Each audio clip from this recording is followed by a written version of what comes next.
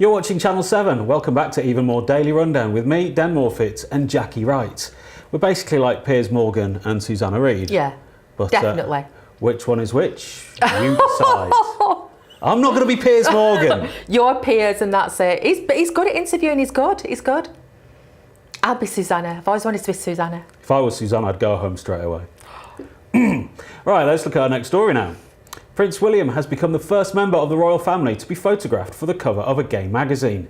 The second in line to the throne appears in the July issue of Attitude magazine, discussing the mental health implications of homophobic, biphobic and transphobic bullying.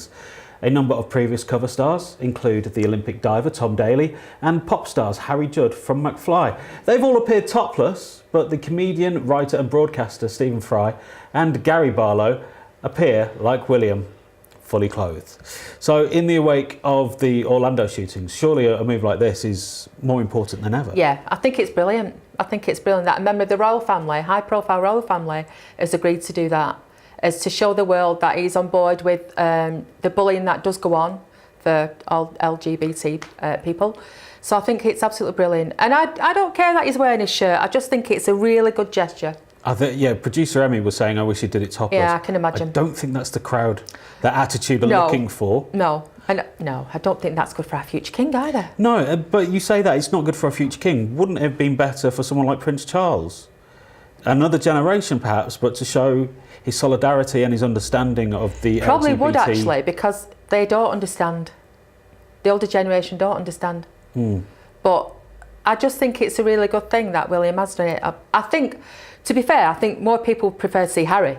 I do. I think more people. I'd have preferred to see Harry. A bit of Red Leicester on the front cover of Attitude magazine. Yeah, because he would have not only done it topless, he would have done the full Monty. If he'd been allowed to, he would. Yeah, I believe he would have done, and he would have paid for it not to have staples in that week. I think he's great.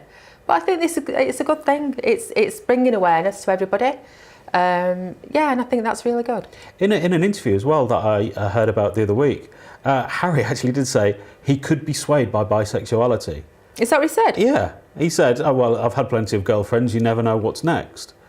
And I don't know whether he was saying it jokingly. Is it good to joke about something like that when you don't really mean it? You know, because I watched David Walliams on the TV, a man who's been married, but he acts I'm not camp convinced. as Christmas. I know he is, but some men are camp. I'm very camp. But they're straight, so it's like you can't take that as something else sometimes. And look at Elton John. He was married to a Belgian lady. He was. Renee. Was it Renee? Renee Blautel. Yeah. So but when you see somebody like I think with David Williams, it's just his act, isn't it? Yeah. It's just his act. It's what people want to see with him, and you think, he's married to a woman. Obviously, he's married to a woman, but I don't think there's anything else going on. Dan, it's almost a great British tradition of camp and having out stars for as long as I can remember. You know, it goes back to music hall, to music. Yeah. And then when homosexuality was finally legalised in the 60s, just a plethora of stars came out and nobody's really cared. I think that's a refreshing attitude in the UK, and it's getting better, isn't it, year by year? I hope it's getting better. But there's still a long way to go, I think. Still a long way to go. But I hope it's getting better. And I think something like that with Attitude magazine with Prince William is a really good thing. And that'll be out, I think it's the July edition, so it's probably out on the racks now. But yeah, Prince Philip, a little bit too far. Oh God, who wants to see Prince Philip? Prince Edward, of anything. Prince Edward Read his digest, nothing, don't put him on anything. I don't think we're going to see Prince Philip topless on any magazine, not even People's Friend. Don't even joke about it. No. Have I put the image of a topless Prince Philip? No. He's got a bag over his head, but no. I probably again get done for treason for even mentioning this. Shouldn't be saying this. No, there he is, covered in Terra Masalata. Shh! Don't. I'm not coming up with this. I'm not coming in that cell with you. I'm having nothing to do with it. It's been the Queen's 90th birthday. Lord knows what he gave her as a main present, because it wasn't the bumps. We're not talking about what he gave her for her birthday. Thank you. Right, let's move on to our last story for now. Led Zeppelin's Robert Plant and Jimmy Page have appeared in the US courts. And you say you're not peers. Go on. Controversial. Robert Plant and Jimmy Page of Led Zeppelin have appeared in the US courts for the start of a civil trial in a copyright claim over the band's classic Stairway to Heaven. Now, there's a lady who's sure all that glitters is gold, and they might not have written it. A Los Angeles jury will decide whether the rock icon stole the opening chords of the 1971 hit song from another band. A trustee of late guitarist Randy Wolf from the band Spirit accuses Led Zeppelin of ripping the song Taurus, which Wolf wrote in 1966 or 1967. Now, Jacqui, are you aware of both the songs? I haven't heard the other one, but I thought this was done and dusted years ago, this. I've heard this story before, years ago. I thought this was all sorted. No, it's come back with a vengeance. Oh, is this another song they've ripped off? This is, well, let's say that Led Zeppelin are purveyors of blues music that isn't entirely original. Because When the Levee Breaks is not their song. It's already been shown. It's like an old blues number from New Orleans. Right. Have they been sued before then? I don't believe they've been sued as far as this because they're wanting writing credit. I think they actually came up with a plan to say, we will settle for $1. Oh. As like a gesture, almost like buying a business for £1. We'll settle for $1 and all future royalties be split. Right. But it's still in the court system. I've heard a very similar story a long time ago, and I thought it was this one.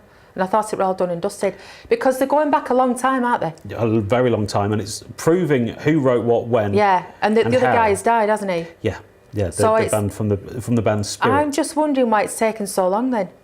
It's a very strange one though, because surely I don't know if you play music, but surely there's only a certain number of chord progressions and only a certain I understand that. notes that you can put together. I understand that. So you have to have some sort of poetic license where you can get away with a few chords sounding like something else. You've got to, because like you said, there's only so many. But this sounds like they totally ripped off the song. You could compare it to, do you remember when Vanilla Ice did Ice Ice Baby? Yeah. It was obvious what he'd ripped off, and he'd ripped off David Bowie and Queen's Under Pressure. Under Pressure, yeah, he had. Yeah. But he did not put a writing credit for them on it, so he was quite rightfully sued. And every time you hear Ice Ice Baby, the estate of Freddie Mercury, Brian May, Taylor's, and Bowie get the money. Yeah. But with this, I've heard the song, but it's called Taurus by the band Spirit. You listen to it and you go, oh, a bit of Zeppelin. Really? I love a bit of Zeppelin. And it's not. And it's not. However, if we're talking about bands that sound alike, a lot of Spinal Tap stuff sounded exactly like Led Zeppelin. I'm going to have to take your word for that. Spinal Tap. You must know who Spinal Tap are. I've heard of Spinal Tap, but I've not. Have you never smelled the glove? No. Wow. You've never... I've been under a rock, clearly, haven't I? You've never heard Stonehenge? No. You've never heard the song Dan, you're making me feel bad now. I've not heard anything. I want to open, at the moment, in the middle of Manchester, it looks as if there's been a riot at JD Sports, because everybody's gone to see the Stone Roses return at the Etihad. And everybody's in their new club bar. Oh, that's proper Salford. I know. Everybody's looking fantastic. Fred Parry. So everybody's out there tonight, but Stone Roses, the best thing about the new Stone Roses stuff is they sound as if they've ripped off themselves. So it sounds all right then? Yeah, it sounds all right. Yeah, it sounds all right. But this is, Led Zeppelin have never been an original band. They always have been a blues band. But they've got away with it by the sound of it. Well, I think the problem with this is if they settle this lawsuit, then they will be opening themselves to other lawsuits for other possible songs that they do. And I think that's the big worry. I think that's why they're fighting it so hard. Do you know what? It might see one of them off.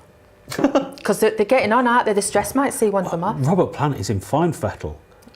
I've seen him a couple of times down in Birmingham at big events and stuff, and he's in good shape. And Jimmy Page, of course, before Led Zeppelin, he was a session guitarist, and he played with people like Elton John before they made it big.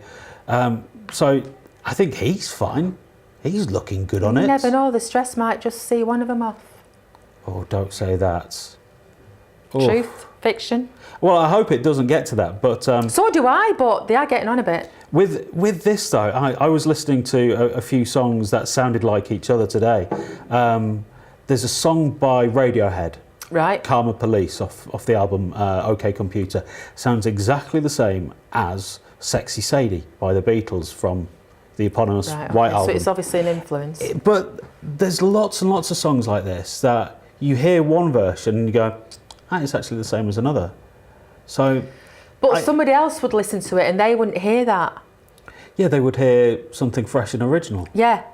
And in this day and age of, you and I are old enough to remember cassettes and 12 inches and 7 inches. We're now living in a world where kids can download a song to their phone in a matter of seconds. Yeah. And what they hear as new, I often feel like an old fuddy-duddy by going, nah, it's not new. This first time round. It's not original. It's like fashion. Like anything that's fashion, I had that first time round. So the same basically, thing. everything is a remix, isn't it? Everything is retro. Everything is yeah. You've done it all before, seen it all before, worn it all before. So yeah, nothing's new, Dan. Nothing. Harsh, but fair words. You know what? I've been told this before, Jacqui. You're always right. Oh God. Come on! What's Right. your Twitter again? Just can we put it under the bottom of the screen?